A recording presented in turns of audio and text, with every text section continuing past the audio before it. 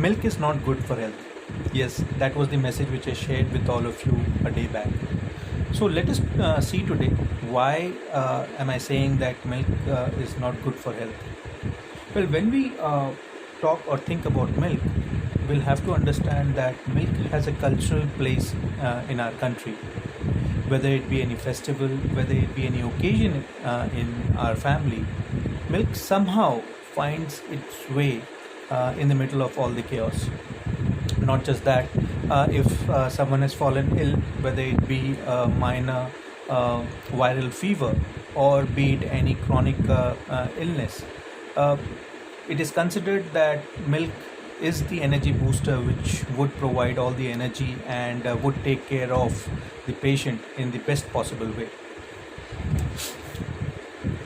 Well, the only time I think we do away with the so-called importance of milk for a person's health is when a person is lactose intolerant or has developed some kind of allergy around consumption of the milk. Now let us see in spite of all the cultural context, why we are still we need to understand that milk is something we should be avoiding.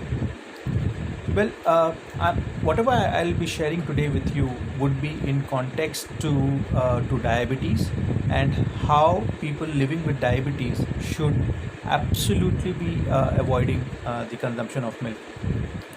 When it comes to diabetes, diabetes is a hormonal disorder, and any disbalance in even one hormone would bring in the imbalance in the functioning of the other hormones in the body as well, which is why when we talk about diabetes, we usually find other diseases like hypothyroidism, PCOD, to be associated by a number of patients who are also diabetic. And when it comes to hormones, the milk that we consume is loaded with a number of hormones, and there is a particular reason behind it. Well, it was late 1950s or early 1960s. In fact, after the White Revolution in our country, milk has got a very important place in terms of consumption, in terms of easy availability, which led to the increase in, or I would say the exponential increase in the consumption of milk, because it became quite accessible to everyone in the country. And since the demand increased, and in order to keep pace with the increasing demand, the cows and buffaloes were expected to produce more milk, for which they were made to become pregnant very frequently, which means that the milk which these cows and buffaloes were producing had a very high level of estrogen. In fact, to the extent of 80 to 100 times more estrogen hormone was found in the milk of the cows and buffaloes.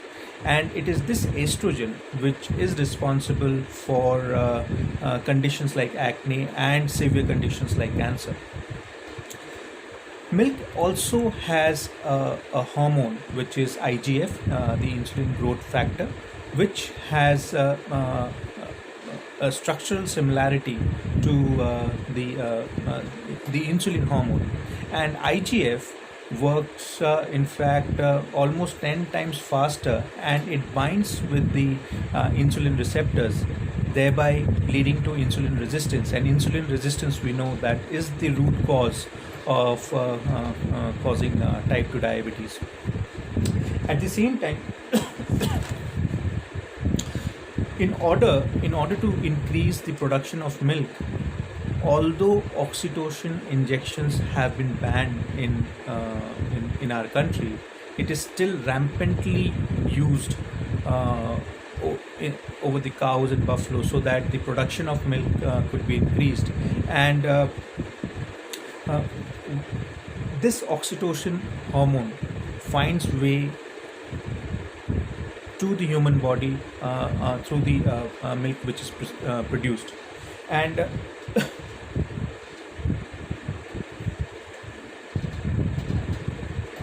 and because of this oxytocin injection, uh, the humans develop an the humans develop a hormonal imbalance in the body.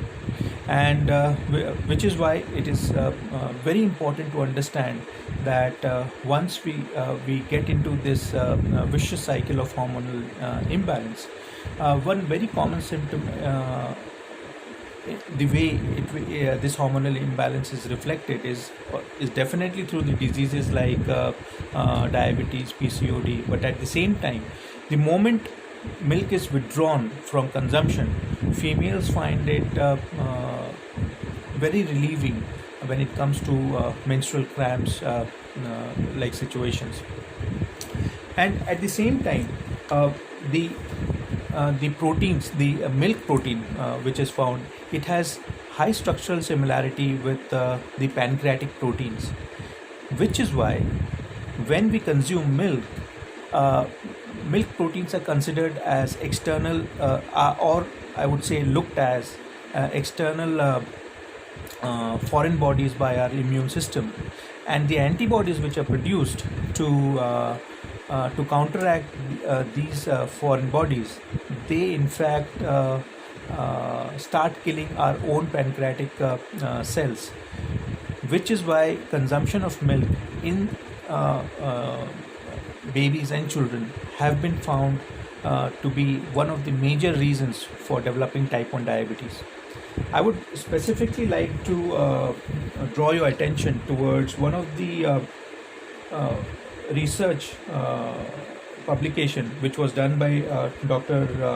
Hanas, in which he mentioned that in Samoan Islands, where children do not drink milk, there is essentially no childhood diabetes found.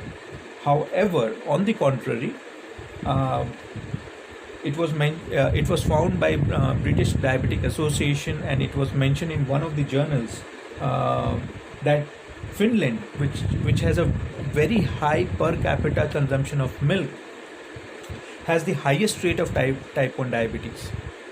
So consumption of milk has been directly linked, and there has been number of research done which has linked consumption of milk with type 1 diabetes in children.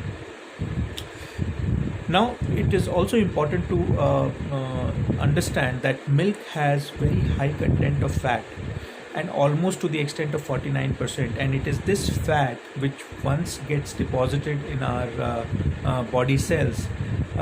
Fat has been found to be one of the important causes of insulin resistance, which is why, although fat is important, but fat is important for human beings, but at the same time, uh, overdoing of something is definitely will lead to unfavorable circumstances, which is why milk has a very high content of fat. So it is another reason why it should be avoided. And in India, we know that when a lady becomes pregnant, she is considered, and she is expected to consume a lot of milk and milk products, which definitely is not uh, which is not giving her, the pregnant lady, any health benefit, but is pushing her towards other health problems.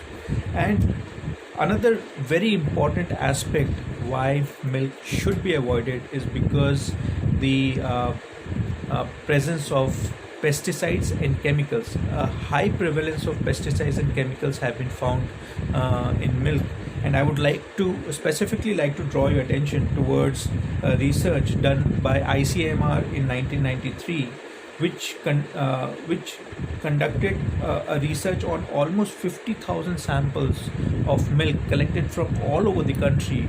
And the research was done over a period of 7 years, and it was found to contain very high levels of HCF, which is hydroxychlorocyclohexane, and to an extent of it was found that it almost contained 5.7 milligrams per kg of HCF, where the permissible limits is only 0.01 milligrams per HCF. So think about it. It is not just HCF, but it was also high levels of DDT, which is an insecticide, was also found above permissible limits during the research which was conducted. At the same time, an alarming fact which came forward was that the cows are usually, not in all the cases, but in most of the cases where the cows and buffaloes graze on the garbage dumps, so they tend to consume a lot of plastic.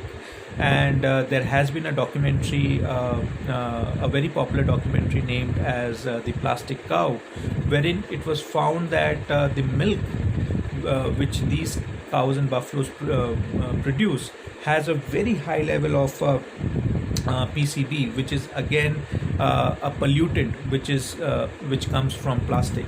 And there has been instances of finding the presence of urea, which is added in milk to increase the shelf life when milk is transported from one place to another without refrigeration, so that the milk doesn't get spoiled.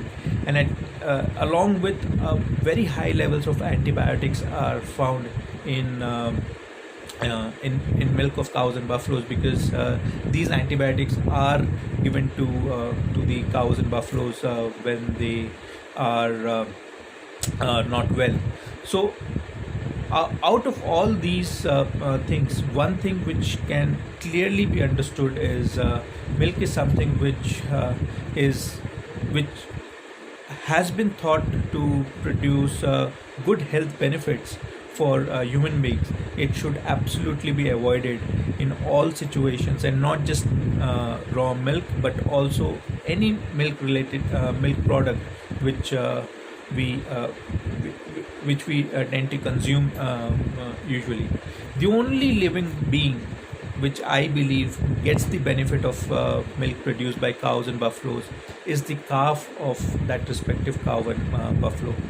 So next time when you think about consuming milk, do look for options wherein you can replace the milk with other prospective health beneficial products, because ultimately it is your health. And I am really very much influenced by saying, I am unable to recall the source of this saying, which says cheap food causes expensive diseases. Do take care of yourself. Thank you.